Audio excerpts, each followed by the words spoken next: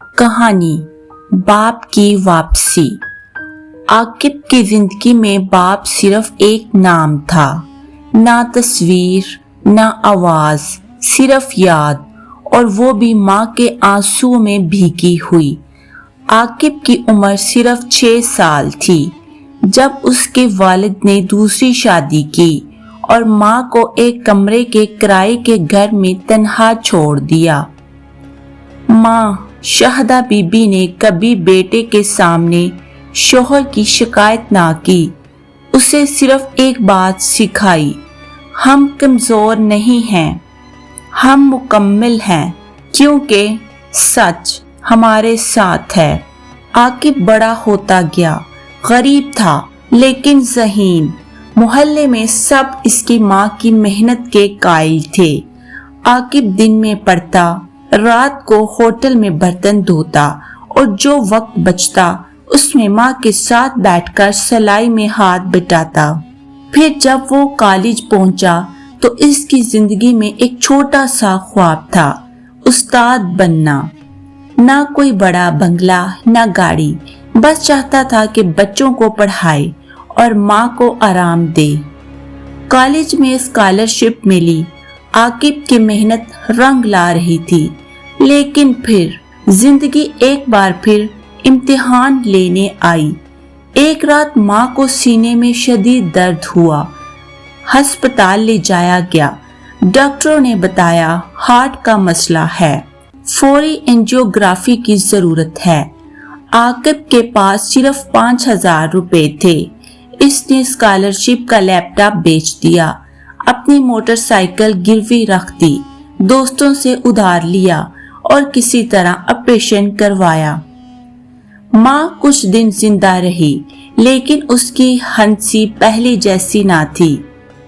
एक रात माँ ने आकिब के सर पर हाथ रखा और बस इतना कहा, बेटा, जिंदगी अगर तुझे चोट दे तो तू माफ कर देना, लेकिन कभी भी खुद को मत तोड़ना। और वो माँ हमेशा के लिए सो गई। अब आकिब अकेला था। वो टूट चुका था।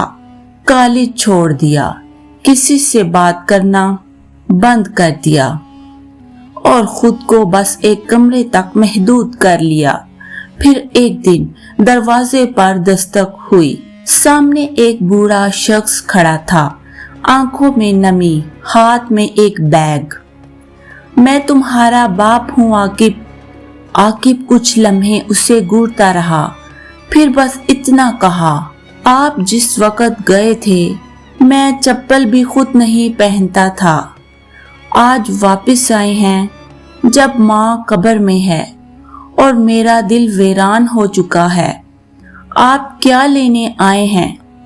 बाप ने झुकी आंखों से कहा, मैं कुछ नहीं लेने आया, सिर्फ माफी मांगने आया हूँ।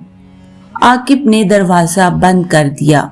चंद दिन बाद एक और दस्तक हुई, लेकिन अब कोई जवाब देने वाला ना था। पड़ोसियों ने देखा आकिब अपने बिस्तर पर बेहोश था। अस्पताल में तशखीस हुई, ब्रेन ट्यूमर। कई माह से दर्द बर्दाश्त कर रहा था, लेकिन किसी से कुछ ना कहा। आकिब ने मौत को भी माँ की तरह खामोशी से गले लगा लिया।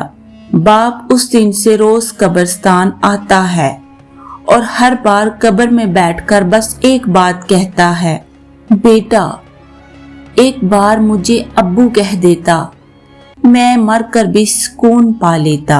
हाँ, मोहब्बत वक्त पर मिल जाए तो रिश्ता बन जाती है और वक्त गुजर जाए तो कब्र बन जाती है।